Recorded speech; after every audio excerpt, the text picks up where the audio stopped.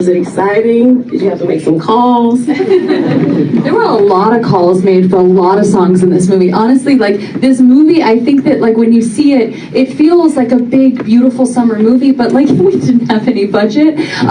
So there were a lot of favors and a lot of begging, and Your niece for Taylor? I mean, honestly, she was with me on this experience the whole time, all throughout it. So, like, she really lived this with me.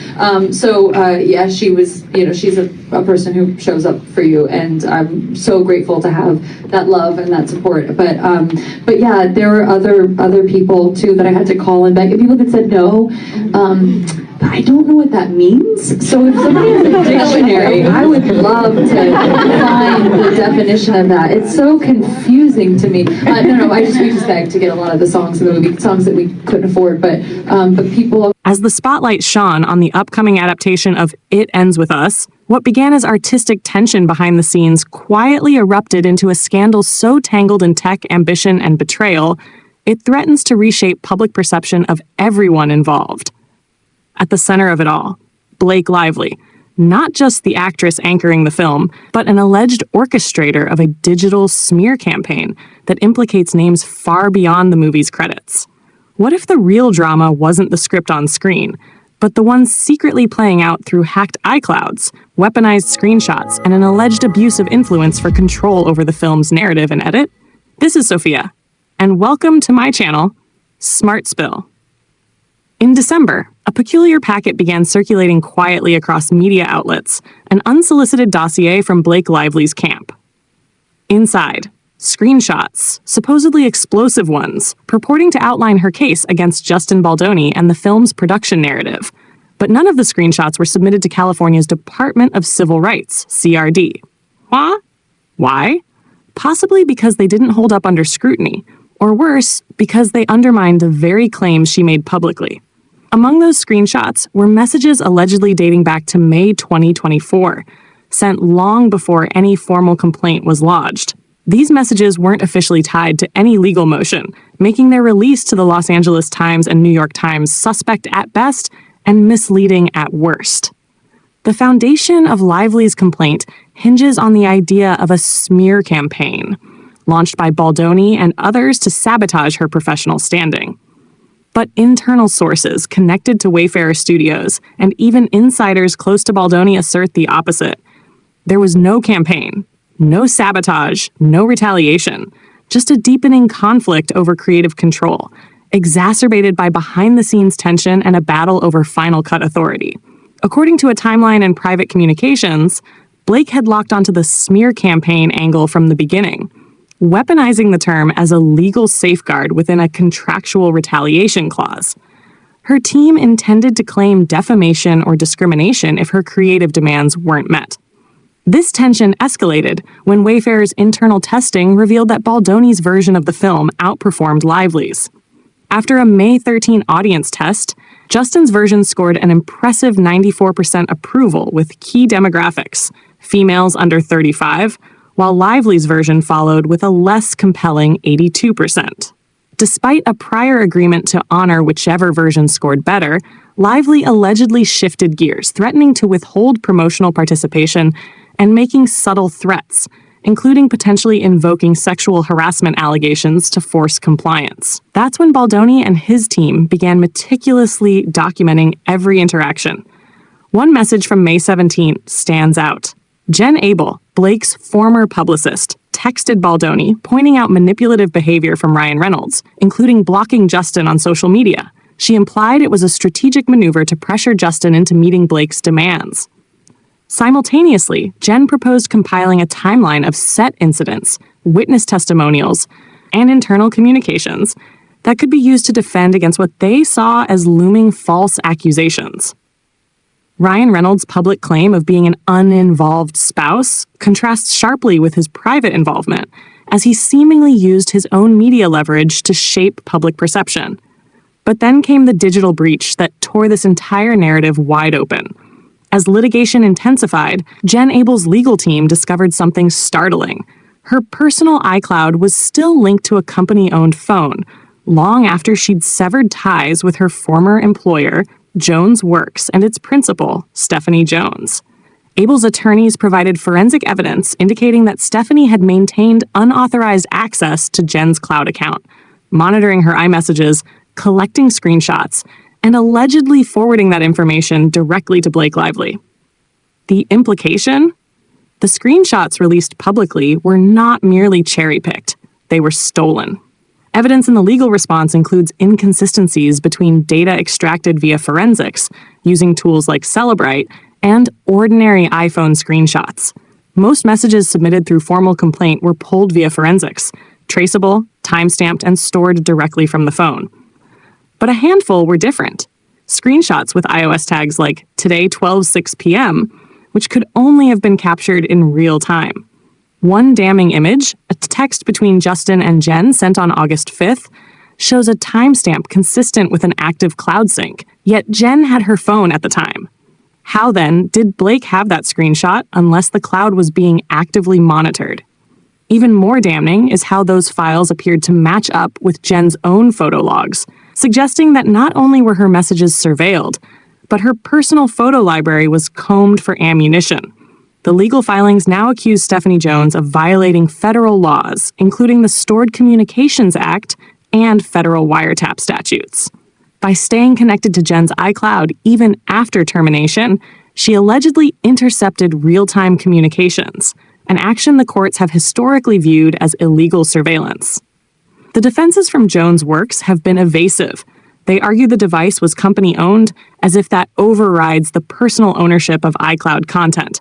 But federal law disagrees. Possession of a company phone does not equate to ownership of a former employee's personal cloud accounts, especially without a clear policy on data separation or consent. Stephanie's failure to immediately disconnect from the cloud after Abel's departure amounts to unauthorized access. More troubling is the suggestion that this access was never passive. It was exploited. Screenshots were passed along to Blake Lively, who then used them to frame a public and legal narrative that reinforced her claims of retaliation. However, many of these texts, when read in context, actually contradict her argument, suggesting instead a defensive scramble by Baldoni and his allies against growing media manipulation. Notably, Jen Abel's attorneys say the phone remained linked to Stephanie's systems until January, 5 months after her exit. Only when Jen changed her iCloud credentials did the intrusion stop, confirming the link. This prolonged access potentially gave Stephanie a mirror into every conversation, image, or file Jen touched across her devices. Even if Blake wasn't the one logging into the cloud, her acceptance and usage of the material, from unverified and allegedly hacked sources, implicates her ethically and possibly legally, depending on how this case unfolds. These are not speculative accusations. Abel's legal team asserts them as factual in federal court, not couched in hypotheticals or belief-based allegations. They're bringing receipts. And the story they tell isn't about a woman targeted by sexism, but a woman allegedly weaponizing that narrative for control and revenge. And then there's the matter of the press.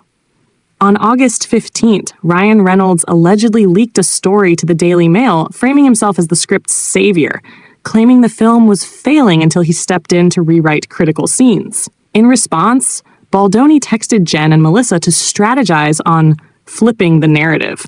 Not to smear Blake, but to push back against Ryan's framing, which undermined the female writer and cast shadows over the creative team.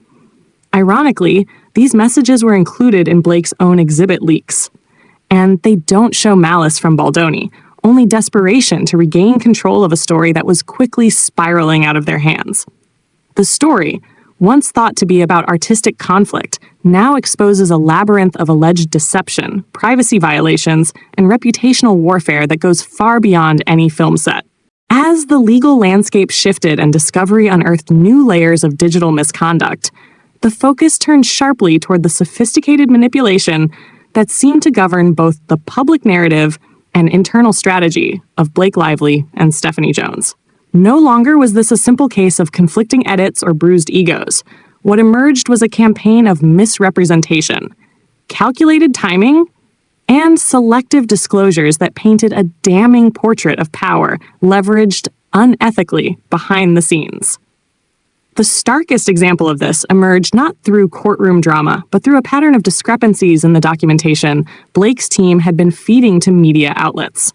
Her early release of exhibits in December, long before the court filings, wasn't just premature. It was strategically done to seed the public discourse before her opposition had a chance to present rebuttals. But once the formal filings from Justin Baldoni, Jen Abel, and their attorneys surfaced, those early exhibits vanished from Blake's legal narrative. They weren't just excluded from CRD complaints. They were actively scrubbed from the version of events she would later claim under oath. Among these discarded elements were several text exchanges and images that directly contradicted the idea of a coordinated smear campaign.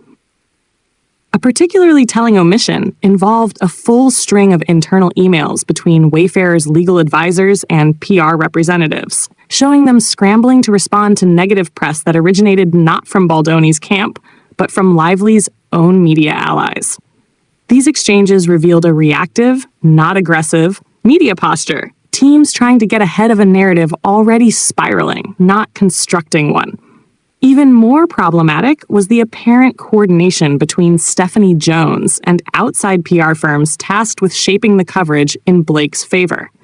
Jen Abel's attorneys submitted records suggesting that Jones had not only accessed Abel's personal communication, had compiled select screenshots and messages to share with third-party PR advisors. These advisors then used those snippets to pitch stories to high-profile entertainment reporters. Stories that matched up almost word for word with early coverage published in entertainment trade outlets in mid-August. These were not stories organically discovered by journalists. They were seeded. Behind the walls of court filings, a secondary battlefield was playing out across social media and gossip columns, where Blake's narrative of victimhood was reinforced by carefully curated leaks. Yet, at the same time, the full archive of forensically extracted messages told a much different story, one of escalating manipulation, coordinated silence, and quiet panic within Blake's camp as her version of events unraveled. What proved particularly indefensible was how Stephanie Jones and Blake handled questions of consent and disclosure. While they repeatedly asserted in motions and public statements that their access to the phone and data was legitimate, they simultaneously failed to provide any evidence of a written policy regarding personal cloud usage on company devices. In other words, they claimed the right to access data they never explicitly secured the right to access. And in the legal world, that distinction is not minor. It is fatal. In multiple sections of Jen Abel's amended counterclaim, her legal team methodically dismantled the premise that employer ownership of a device grants carte blanche access to an individual's personal data. The arguments were fortified by citing federal precedents where cloud-based communications, even when accessed through work-owned devices, were found to be protected under privacy statutes if no opt-in consent policy existed. Stephanie's failure to establish or enforce such a policy rendered all her access unauthorized. There was no gray area. Perhaps the most chilling aspect of the entire ordeal was how long that unauthorized access continued. Abel's team made clear, the phone remained linked to her iCloud well into litigation. This wasn't a passive oversight. This was ongoing, conscious surveillance. Every time Jen sent a message or opened an app synced to her iCloud, it was duplicating somewhere else, on a phone in the hands of the woman orchestrating her professional undoing. When the breach was finally discovered, it wasn't through technical forensics, but through a simple act of changing her Apple ID password. That one change kicked Stephanie off the network, confirming what until then had only been suspected. Suddenly, no more mysterious screenshots, no more leaks matching private texts. The digital echo chamber that had served Blake and Stephanie so effectively went silent. But the legal fallout had already begun. By reclassifying the claims under federal statutes, Jen Abel's attorneys ensured that jurisdictional arguments, whether this should be a New York or California case, were neutralized. Federal law now governed the complaint, and with it came a stricter and more clearly defined set of privacy protections. The amended filings no longer focused merely on the unethical behavior. They alleged criminality, unauthorized interception of communication, theft of digital property, and coordinated defamation. And what of Blake? Her role in this saga, once framed as that of a creatively oppressed actress, now looked more like that of an opportunistic enabler, if not a direct participant. She had, by her own team's admission, received and utilized data never verified or authenticated through legal discovery. She had made statements to the media based on screenshots her legal team couldn't or wouldn't attach to formal filings. She had distributed exhibits with selective timestamps, out-of-context excerpts, and falsified sequencing, all meant to give the impression of wrongdoing that the full record simply didn't support. This manipulation didn't just affect Baldoni's reputation. It inflicted lasting harm on Jen Abel, whose professional standing in PR was decimated overnight. Clients abandoned her. Contracts disappeared, all because of a whisper campaign rooted in information gathered without consent and packaged to look like fact.